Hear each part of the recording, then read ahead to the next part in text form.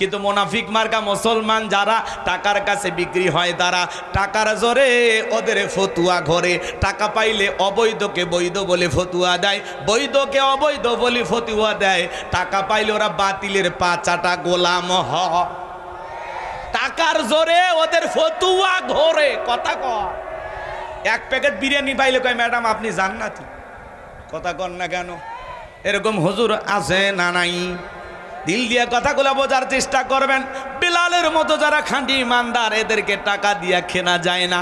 মুনাফিক মার্কা মুসলমান যারা টাকার কাছে বিক্রি হয় তারা ফিলিস্তিনের মুসলমানদেরকে হত্যা করা হয়, শিশুদেরকে বিদায় করা হয়।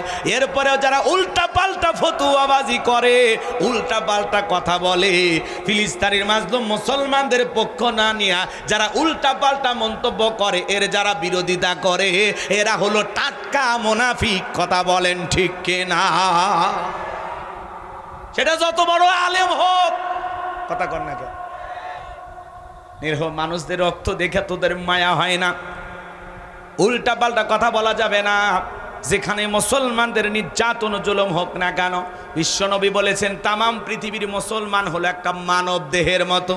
আপনার পায়ে যদি একটা কাটা ফোটে, আপনার শরীরে যে কোনো জায়গায় যে কোনো কিছু হয়ে গেলে আপনি যেমন ব্যথা পান, পৃথিবীর কোনো একটা দেশে যদি একজন মুসলমানের রক্ত জ্বরে নির্যাতন জুলুম হয়, তার ব্যথায় যদি আপনি ব্যথিত না হন, আপনি পরিপূর্ণ মুসলমান হতে পারবেন না। কথা বলেন ঠিক কিনা? দিল দিয়া কথাগুলো বোঝার চেষ্টা করবেন। এইবার আবু জেহেল ডেকে বলে, বেলাল রে এত বড় লোভনীয় প্রস্তাব দিলাম, রাজি হইলা না। সোজা আঙ্গুলে ঘিউর না উঠলে আঙ্গুলে একটু বাঁকা করা লাগবে। এই কথা বলে যুবকদের লিলি দুলে চাবুক দিয়ে পিটাও। হজরতে বেলালকে চাবুক দিয়ে পিটানো শুরু হয়ে গেল। ওরা যত জোরে চাবুক মারে, বেলাল তত জোরে কালেমার জিকির করে। আল্লাহু আকবার বলে। চাবুক দিয়ে পিটাইতে পিটাইতে কালো চামড়াগুলো ফেটে রক্ত ঝরা শুরু হয়ে গেল। ইসলামের প্রথম মুয়াজ্জিন হযরতে বেলাল চাবুক দিয়ে পিটাইতে পিটাইতে কালো চামড়াগুলো ফেটে রক্ত ঝরতেছে। আবু জেহেল ডেকে বলে, বেলাল মারতে মারতে পিঠগুলো ফেটে রক্ত ঝরতেছে, তবুও কি নবী মুহাম্মাদের কালেমা ছাড়বি না? হযরতে বেলাল ডেকে বলে, আবু জেহেল রে মারতে মারতে যদি মেরেও ফেলে দাও, জীবনটা দিতে রাজি, নবীজির কালেমা ছাড়তে রাজি নাই। বলুন সুবহানাল্লাহ। এইবার আবু জেহেল ডেকে বলে, যুবকের দল বেলালের পায়ে রশি দিয়া বাঁধো, উটের সঙ্গে লাগাও, মরুভূমির উত্তপ্ত গরম বালিতে ছেঁচড়ায় ছেঁচড়ে ঘোরা হলো। আরবের বালিগুলো এত গরম, চাল দিলে মুড়ি হয়ে যাইতো। হযরতে বেলালের পায়ে রশি লাগায়া উটের পায়ের সঙ্গে বেঁধে ছেঁচড়াইয়া ছেঁচড়াইয়া নিয়ে ঘোরা গেলো। বাবলা গাছের কাঁটাগুলো জিব্বার ভিতরে পেরেকের মতো মারা গেল। বিকেল বেলা নিয়ে এসে ডেকে বলে, বেলাল চাবুক দিয়ে পিটাইলাম, পায়ে রশি লাগায় নিয়ে ঘুরলাম রে বেলাল, তবুও কি নবী মুহাম্মাদের কালেমা ছাড়বি না? হযরতে বেলাল ডেকে বলে, আবু জেহেল রে মারতে মারতে যদি মেরেও ফেলে দাও, বেলালের নিঃশ্বাস থাকবে যতদিন, বেলাল ইসলামের পথে টিকে থাকবে ততদিন। বলুন আল্লাহু আকবার। এইবার আবু জেহেল যুবকদের লিয়ে দিল। এ যুবকের দল, কয়েকজন মিলে বড় একটা পাথর নিয়ে এসে বেলালের বুকের উপরে চাপায়া দাও। কয়েকজন মিলে বড় একটা পাথর নিয়ে এসে হযরতে বেলালের বুকের চাপায়া দিল। আবু জেহেল মনে করলো পাথরের আঘাতে বেলাল মারা যাবে। এই কথা ভেবে কাফেরা চলে গেল। হাত বাঁধা পা বাঁধা, বুকের উপরে বিশাল বড় পাথর, রক্তাক্ত জিহ্বা নিয়া চোখের কোনা দিয়ে পানি পড়তেছে, তবুও জিহ্বাটা নাড়ায়া হযরতে বেলাল জিকির করে। আপনাকে আমাকে জিকির করার জন্য কেউ মারে না, পেটে না, ধমক দেয় না, তবু আমরা কপাল পরে আল্লাহর জিকির করি না। হাদিস শরীফের ভিতরে আসছে বাজান, যার জিহ্বাটা আল্লাহর জিকিরে ভিজা থাকবে, আল্লাহর জিকিরে তরু তাজা থাকবে, ওই জিহ্বাওয়ালা মানুষ কোনোদিন জাহান্নামের আগুনে জ্বলবে না। বলুন সুবহানাল্লাহ। এজন্য বাজান চলতে ফিরতে সব সময় জিকির করতে হবে। কার? ফাযকুরুনি আযকুরুকুম ওয়াশকুরুলি ওয়ালা তাকফুরুন। তোমরা আমারে স্মরণ করো, আমি আল্লাহ তোমাদেরকে স্মরণ করব। কৃতজ্ঞতা প্রকাশ করো, অকৃতজ্ঞ হয় না। হাঁটতে হাঁটতে জিকির করা যায়, মাঠে কাজ করতে করতে জিকির করা যায়, রিক্সা ভ্যান চালাতে চালাতে জিকির করা যায়, দোকানদারি করতে করতে জিকির করা যায়। সব সময় জবানে জিকির চালু রাখবো। কার? সুবহানাল্লাহ, আলহামদুলিল্লাহ, আল্লাহু আকবার, লা ইলাহা ইল্লাল্লাহ সুবহানাল্লাহি বিহামদিহি সুবহানাল্লাহিল আযীম। পারবো তো ইনশাআল্লাহ? জবানে হালকা, মিজানের পাল্লায় সওয়াব অনেক বেশি। বলুন সুবহানাল্লাহ। হযরতে বেলাল রক্তাক্ত জিহ্বা নিয়ে চোখের পানি ছেড়ে দিয়ে কাঁদেন আর আল্লাহর জিকির করে ডেকে বলেন, আল্লাহ। বুকের উপরে পাথর থাকার কারণে তোমার মতো মালিকের জিকির করতে বড় কষ্টকর।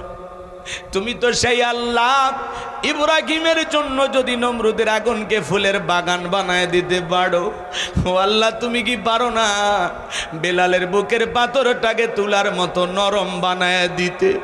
হযরতে বেলাল দোয়া করতে দেরি, আসমানের মালিক আল্লাহ দোয়া কবুল করতে দেরি করে নাই।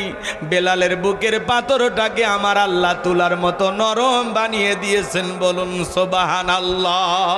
হযরতে বেলালের নিঃশ্বাসের সাথে পাথর ওঠে আর নামে। বলুন সুবহানাল্লাহ।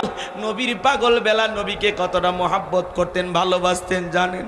বিশ্ব নবী যখন মক্কা নগরীতে পথ চলতো, হযরত বেলাল একবার ডানে যায় একবার বামে যায়।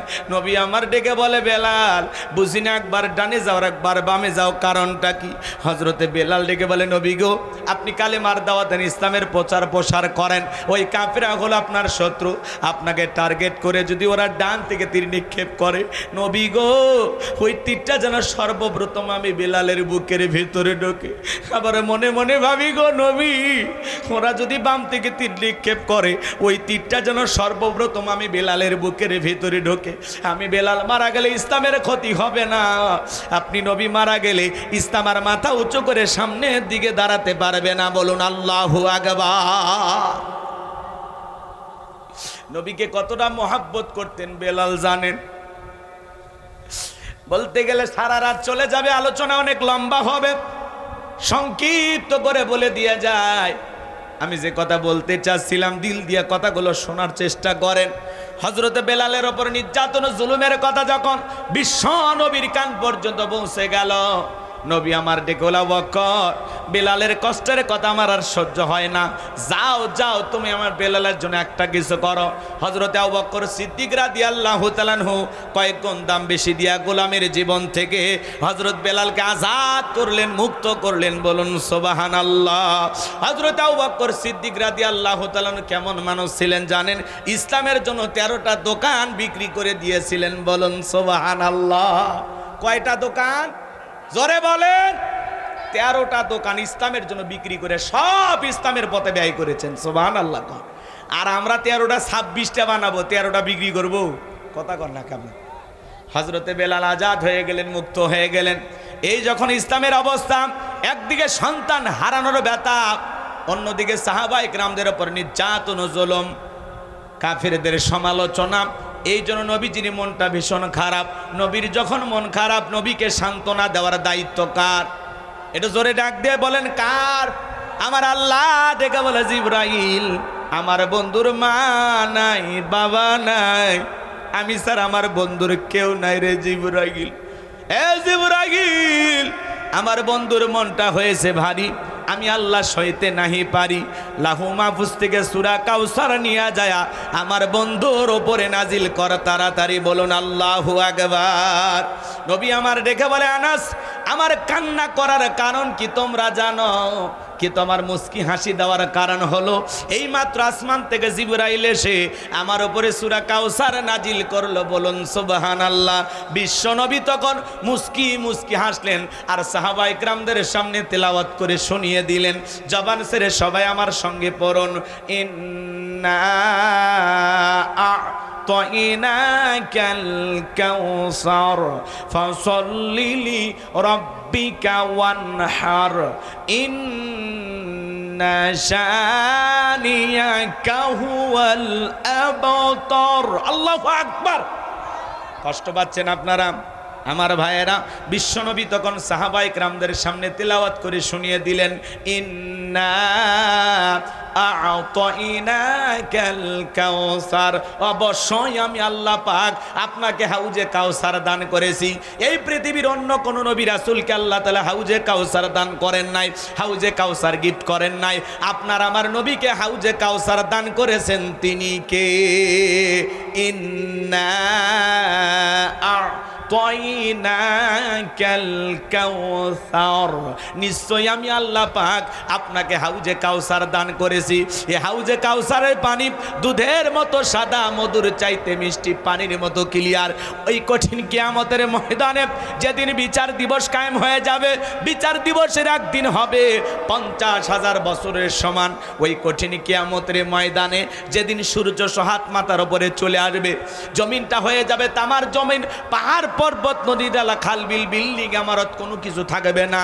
কুল্লু মান আলাইহা ফান, এই পৃথিবীর জমিনের সব কিছু আল্লাহ তাআলা ধ্বংস করে দেবেন। যেদিন বেঈমানদের জিহ্বা নাভি পর্যন্ত ঝুলে আসবে, ওই কঠিন কিয়ামতের ময়দানে যেদিন মা বাবা তার সন্তানের পরিচয় দেবে না, ভাই ভাইয়ের পরিচয় দেবে না। ইয়াউমা ইয়াফিরুল মারউ মিন আখি ওয়া উম্মিহি ওয়া আবি ওয়া সাহিবাতিহি ওয়া বানি, যেদিন ভাই ভাইয়ের কাছ থেকে পালিয়ে যাবে, মাতা পিতা তার সন্তানদের কাছ থেকে পালিয়ে যাবে, স্ত্রী স্বামীর কাছ থেকে পালিয়ে যাবে, সন্তানেরা মা বাবার কাছ থেকে পালিয়ে যাবে।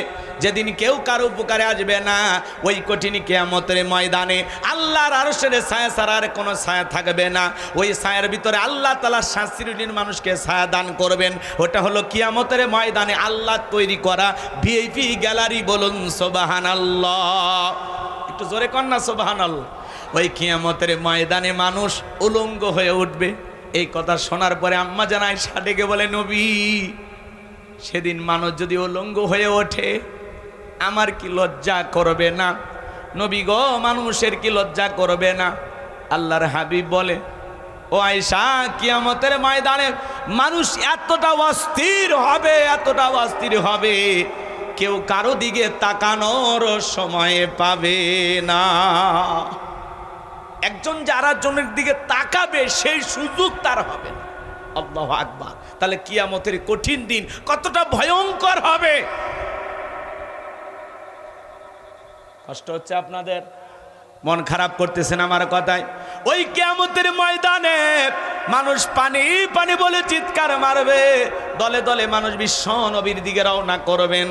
আমার ভাইয়েরা, কিছু মানুষের সামনে আল্লাহ রাব্বুল আলামিন পর্দার আবরণ তৈরি করে দিবেন। নবী তখন ডেকে বলবেন, আল্লাহ, আমি আমার উম্মতদের সংখ্যা অনেক বেশি দেখতে পাইলাম, কেন জানি সংখ্যাটা কমে গেল, বুঝতে পারলাম না। আল্লাহ তখন ডেকে বলে, বন্ধু, পাইকারি দরে আপনি সবাইকে হাউজে কাউসারে পানি পান করাইতে পারবেন না। দুনিয়ার জীবনে 2টি অপরাধ করেছিল যারা, আপনার হাতে হাউজে কাউসারের পানি পাবে না তারা। জোরে বলেন, কয়টি অপরাধ? ও বগুড়ার মুসলমান, কি সেই 2টি অপরাধ জানার দরকার আছে না নাই? কারা কারা শুনবেন একটু হাত তুলে দেখান তো দেখে। লিল্লাহে তাকবীর। একটু জোরে তাকবীর না, লিল্লাহে তাকবীর। হাত নামান। পিছনের ভাইয়ের একটু আওয়াজ দিতে চায় না, ওরা মনে হয় রোজা আছে নাকি। ভাই, আপনারা রোজা আছেন? এদিক শোনেন, এদিকে শোনেন। তাহলে হাউজে কাউসারে পানি পাবে না তারা 2টি অপরাধ করেছে যারা।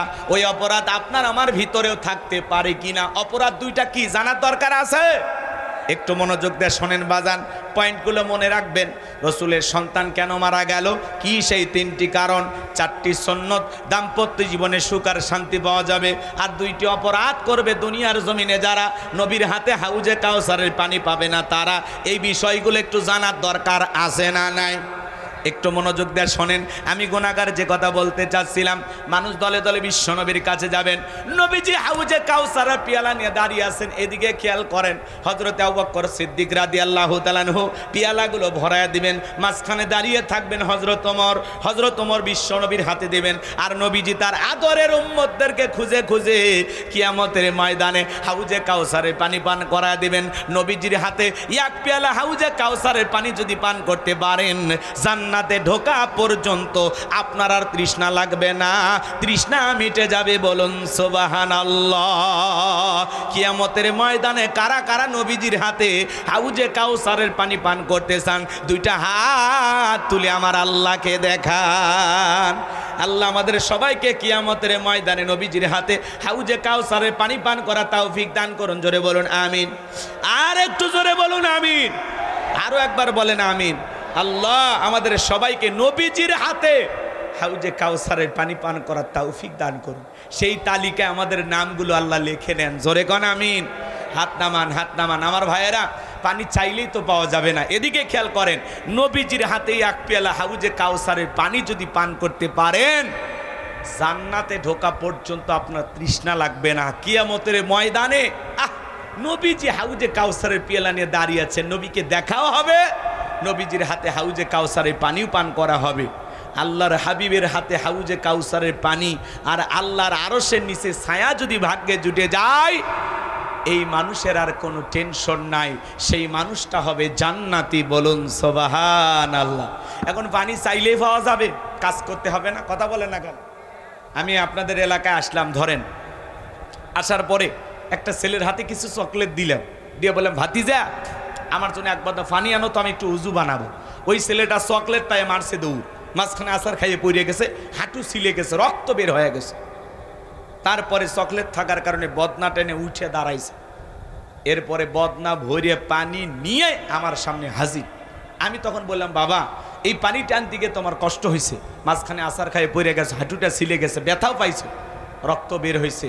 ওই ছেলেটার হাতে চকলেট থাকার কারণে ও বলতেছে, আমি এরকম কত পড়ে যায়, আমার কিছুই হয় না। কথা বলেন না কেন? ওই চকলেটের খুশির কারণে ব্যথাকে ব্যথা মনে হচ্ছে না, রক্ত বের হয়ে গেছে তাও কষ্ট লাগতেছে না। কিয়ামতের ময়দানে নবীজির হাতে হাউজে কাউসারের পানি যদি পান করতে পারেন, কিয়ামতের কঠিন দিন আপনার কাছে কঠিন মনে হবে না, আল্লাহ সহজ করে দেবেন। একটু জোরে কর না সুবহানাল্লাহ। এখন পানি চাইলেই কি পাওয়া যাবে না? একটু আমল করা লাগবে। ঠান্ডা পানি দিয়ে উজু বানায় নামাজ আদায় করা লাগবে। হঠাৎ করে কেউ যদি নামাজ ধরে, পুরাতন মুসল্লি যারা থাকে, এই নতুন মুসল্লিকে দেখে তারা ঠাট্টা বিদ্রুপ করে। হ্যাঁ, সূর্য আজ কোন দিক উঠছে? উত্তর পাড়ার বাদশা দিকে মসজিদে নামাজ পড়বি না 2 দিন পরে আবার সাইরে দিবি, এরকম ঠাট্টা বিদ্রুপ করে কিনা? হ্যাঁ মুরব্বী চাচা, মুরব্বী চাচা সাবধান। আপনি তো দাওয়াত দিয়ে 5 জনকে মসজিদে আনতে পারেন না। একজন হঠাৎ করে নামাজ ধরেছে, পরিবর্তন হয়েছে, সেই লোকটাকে দেখে ঠাট্টা বিদ্রুপ করতেছেন। ও যদি রাগ করে আগামীকাল থেকে মসজিদে না আসে, আল্লাহর কাছে কি জবাব দেবেন? এই কথা বলেন না কেন? আপনার উচিত বলা যে ভাতিজা তুমি মসজিদে আসছো দেখে দিলটা ভইরে গেছে, আল্লাহর কাছে দোয়া করি আল্লাহ যেন মৃত্যু পর্যন্ত তোমাকে সে মসজিদে সিজদা দেওয়ার তৌফিক দান করেন। আপনি দোয়া করেন, আসরের নামাজ পড়ে বাজারে যা 1 কাপ চা খাওয়ান, ভালোবেসে বুকে টানেন, ঘৃণা ছড়ানো যাবে। কথা বলেন না কেন? হ্যাঁ, পুরাতন মুসল্লিদের একটু ভাব থাকে, নতুন 2-1টা নামাজি দেখলে কয় হ্যাঁ রে, হঠাৎ করে জাহিদুল ভাই কেমন নামাজ ধরছে। কথা কন না কেন? আমাদের জাহিদুল ভাই আসছে, আল্লাহ কবুল করেন। জোরে কন আমি। আমার ভাগিনা শেখ আবু ইউসুফ ভাই আসছে, শাহিন ভাই বসে আছেন, অনেক নামি দামি মানুষ এই জায়গায় উপস্থিত, আল্লাহ কবুল করেন। জোরে বলেন আমিন। লিল্লাহে তাকবীর। কষ্ট হচ্ছে আপনাদের? কষ্ট হচ্ছে? আমার কথায় বিরক্ত হচ্ছেন? তাহলে এদিক খেয়াল করেন, কেউ যদি মসজিদে আসে ঠাট্টা বিদ্রুপ করা যাবে? হঠাৎ করে একটা মানুষকে যদি আল্লাহ হেদায়েত দান করে, আপনার সমস্যা কি? ও 2 দিন নামাজ পড়ুক আর 2 ওয়াক্ত পড়ুক, আপনার সমস্যা আছে? দেখি তো তোর নামাজ কয় দিন থাকে। ও মানে মসজিদের সিসি ক্যামেরা, কে আসে কে যায় খবর রাখে। কথা কন ঠিক কিনা? যুবক বয়সে একটু দাড়ি রাখতে, ওইটা নিয়েও সমালোচনা। এই বয়সে দাড়ি রাখলি, কথা কন না কেন? যুবক বয়সে দাড়ি রেখে বউ নিয়ে ঘুরতে গেছে, কয় ভাবি আসসালামু আলাইকুম, সাথে চাচার খবর কি? বাড়িতে এসে বউ রাগ করে, তোমার সাথে বাহিরে যাওয়া যায় না কেন? কয় আমারটাকে ভাবি আর তোমারটাকে চাচা। যেই বউ নবীর সুন্নত দাড়িকে মহাব্বত করে না, ওই বউ আপনাকে 100% ভালোবাসা দিতে পারে না। কথা বলেন ঠিক কিনা? এই দাড়ির ভিতরে আছে কার প্রেম? মদিনাওয়ালার প্রেম। কথা বলেন ঠিক কিনা? পৃথিবীর সকল নবীদের মুখে দাড়ি ছিল। কথা বলেন ঠিক কিনা? রাগ করেন, রাগ করেন। দাড়ি হলো পুরুষের সৌন্দর্য, মহিলার মুখেও দাড়ি নেই, পুরুষের মুখেও দাড়ি নেই। কথা কন না কেন? এজন্য দাড়ি রাখবেন, বেলেট লাগানেন, একটু কষ্ট হয় না? এই যে কাটেন, একটু কষ্ট হয় না? নবীকে মহাব্বত করবেন, ভালোবাসবেন। এ যুবক, এই দাড়িটা রাইখে দাও সোনা, কাইটো না, দাড়িটা রাইখে দাও। দাড়ি এমন একটা সুন্নাত, তাহা 24টা ঘন্টা লাগে থাকে, খোলা যায়।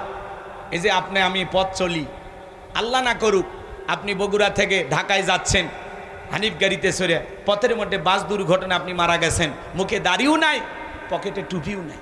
কি নাই? মুখে দাড়িও নাই, পকেটে টুপিও নাই। আল্লাহ না করুক আপনি মারা গেছেন, তখন আমি মুসলমান না অমুসলমান বোঝার উপায়টা কি? তখন মানুষ মরার পরে কাপড় খুলে দেখবি মাথা কাটানো আছে নাই, কথা কন্যা। রাগ করতেছেন আপনারা? এই জন্য যদি মুখে দাড়ি থাকে দেখে বুঝে নেবে মুসলমান, টুপি থাকলে দেখে বুঝে নেবে মুসলমান। আপনার টুপিও থাকে না, মুখে দাড়িও নাই, মরার পরে মানুষ ইজ্জতটা খুলে দেখবে, কথা বলেন ঠিক কিনা? এজন্য মুসলমান হিসাবে হয় দাড়ি না হয় টুপি, দুইটার একটা নিয়ে ঘুরবেন। এই যে অনেক মুসলমান মাহফিলে আসছেন মাথায় টুপি নাই, আমার সাথে চলেন, ময়মনসিংহে চলেন, শেরপুর, জামালপুর, নোয়াখালী, ফেনী, কুমিল্লাতে চলেন, ওই এলাকার মানুষ দেখবেন এমনভাবে মাহফিলে আসে মনে হয় ঈদের নামাজ পড়ার জন্য যাচ্ছে অথবা জুমার নামাজ পড়ার জন্য যাচ্ছে। কি সুন্দর সাইজা গুইজা, মাথায় টুপি দিয়া, কি সুন্দর জান্নাতি পরিবেশ, দেখাই ভালো লাগে। কোন সুবহানাল্লাহ। এরকম শ্রোতা হওয়ার দরকার আছে না? নাই।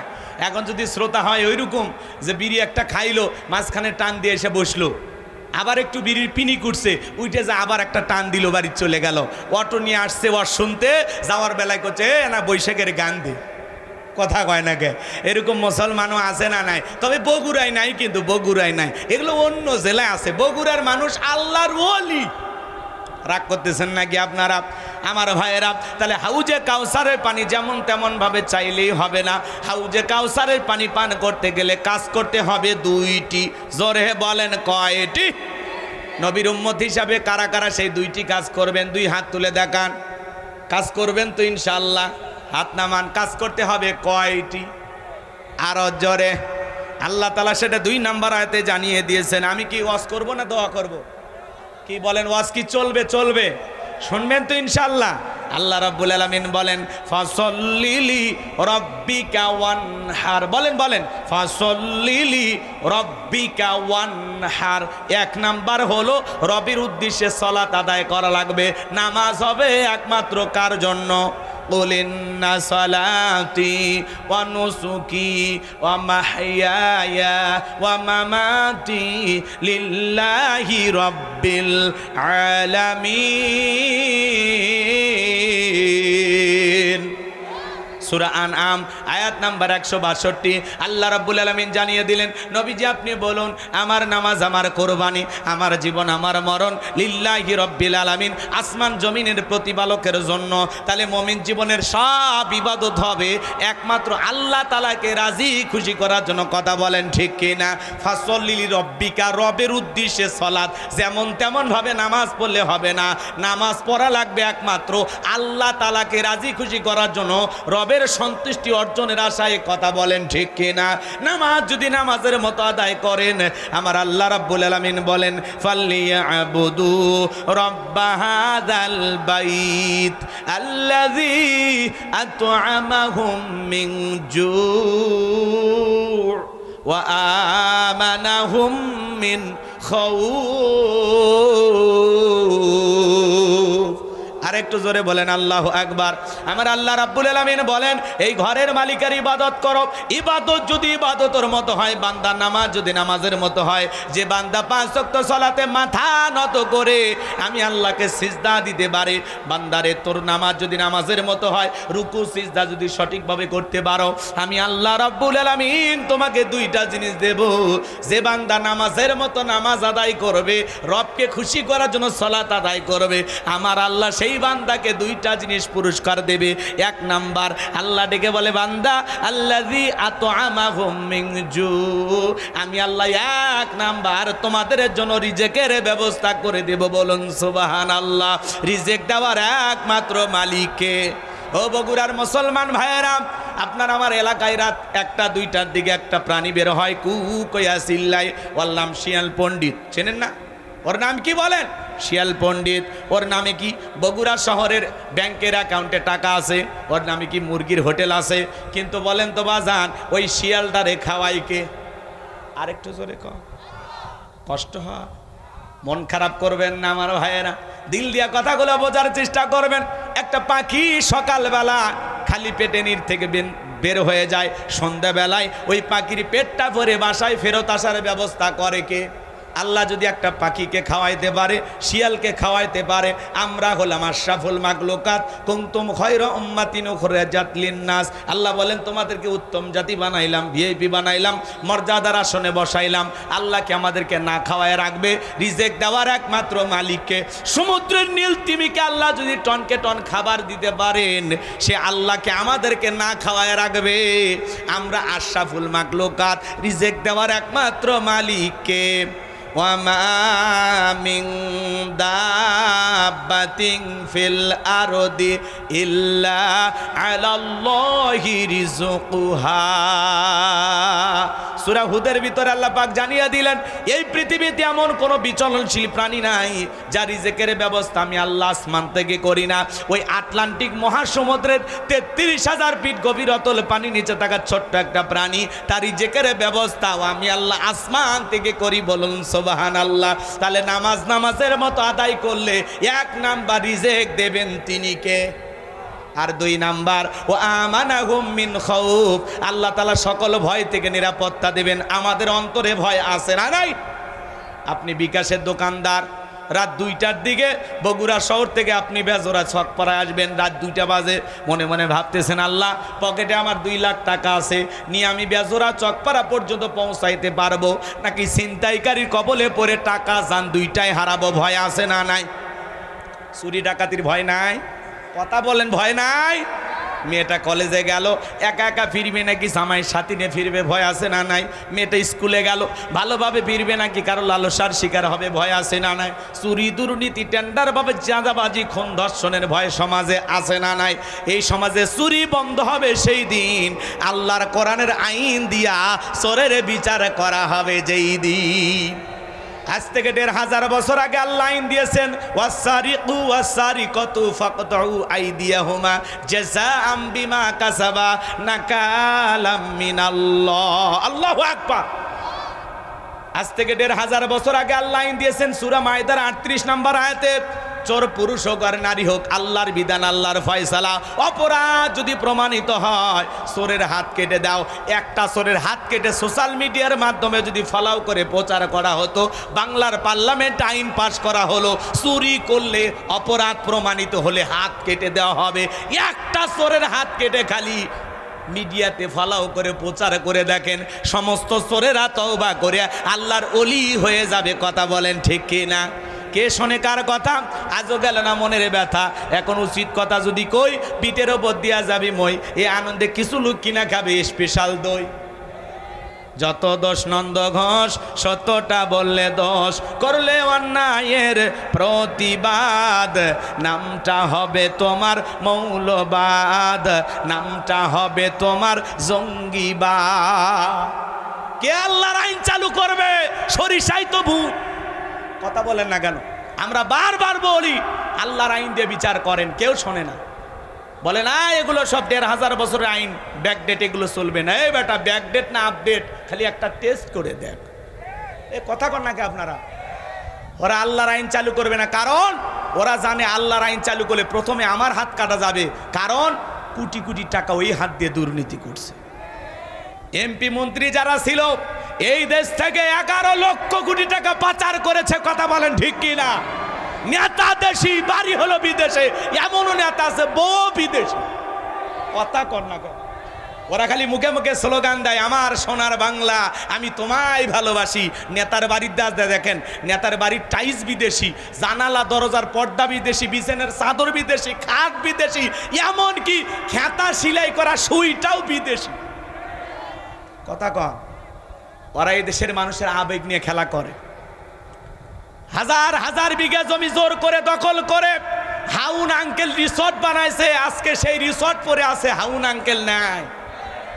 বেনজির আহমেদ সম্পদের পাহাড় করেছিল, হাজার হাজার বিঘা জমি। মুসলমান ও মুসলমান নাই, সবার বুকে পিস্তল ঠেকায় জমির মালিক হয়েছিল। আজকে জমি পড়ে আছে, নেতা নাই। 5-10 কোটি টাকা দামের গাড়িগুলো গ্যারেজে পড়ে আছে, এমপি মন্ত্রী নেয়, আছে। মন্ত্রীরা সব কোথায় গেল, এমপিরা সব কোথায় গেল, কোথায় কাদের কাকা? ওদের সারা দেশটা এখন লাগে ফাঁকা ফাঁকা। পালাবো না, পালাবো না, পালাবো না, যায় না তাদের দেখা, ওদের সারা দেশটা এখন লাগে ফাঁকা ফাঁকা। আইনে মন্ত্রী আটকে গেল আইনেরই ফাঁকে, দাড়ি সারা দরবেশটারে ভণ্ড ভণ্ড লাগে। দাড়ি কাটিয়ে নৌকে চড়ে পালাচ্ছে, ওরা জীবন দেশে তাও নৌকে ছাড়েনি। এখন আবার দীর্ঘদিন জেলখানায় থাকার কারণে সালমান এফ রহমানের মুখে নতুন করে দাড়ি উঠেছে। কথা কন না কে? দাড়ি সারা দরবেশটারে ভণ্ড ভণ্ড লাগে। শুনেছি ভাই কত নেতা নেত্রী খাইতেছে ভাই ডান্ডা, বিচারপতি কালামানিকের ফাটিয়েছে নাকি আন্ডা। এটা আমার খবর না, মিডিয়ার খবর। ওই বিচারপতি শামসুদ্দিন মানিক আল্লামা সাইদি হুজুরকে মৃত্যুদণ্ডে রায় দিয়েছিল, কথা বলেন ঠিক কিনা? যেই ট্রাইব্যুনালে আল্লামা সাইদি হুজুরকে মৃত্যুদণ্ডের রায় দিয়েছে, আমরা বলতে চাই ওই ট্রাইব্যুনালে বিচারপতি মানিককেও মৃত্যুদণ্ডের রায় দিতে হবে। আমার ভাইয়েরা, এই জন্য আমরা বলতে চাই, মানুষের তৈরি করা তন্ত্র মন্ত্রের মুখে লাথি মেরে আল্লাহর এই জমিনে আল্লাহর দ্বীনকে প্রতিষ্ঠিত করার জন্য যদি কখনো ডাক আসে, প্রয়োজনে বিবির কাছ থেকে বিদায় নে, মাথায় কাপড়ের কাপড়ে বেঁধে আল্লাহর এই জমিনে আল্লাহর দ্বীনকে প্রতিষ্ঠিত করার জন্য, করণের সমাজ ব্যবস্থা কায়েম করার জন্য নবীদের মতো সাহাবায়ে কিরামদের মতো বুকের তাজা রক্ত দিতে হয়। কারা কারা বুকের তাজা রক্ত দিতে রাজি? দুই হাত তুলে আল্লাহকে দেখান, দুই হাত তুলে আল্লাহকে দেখান। লিল্লাহে তাকবীর।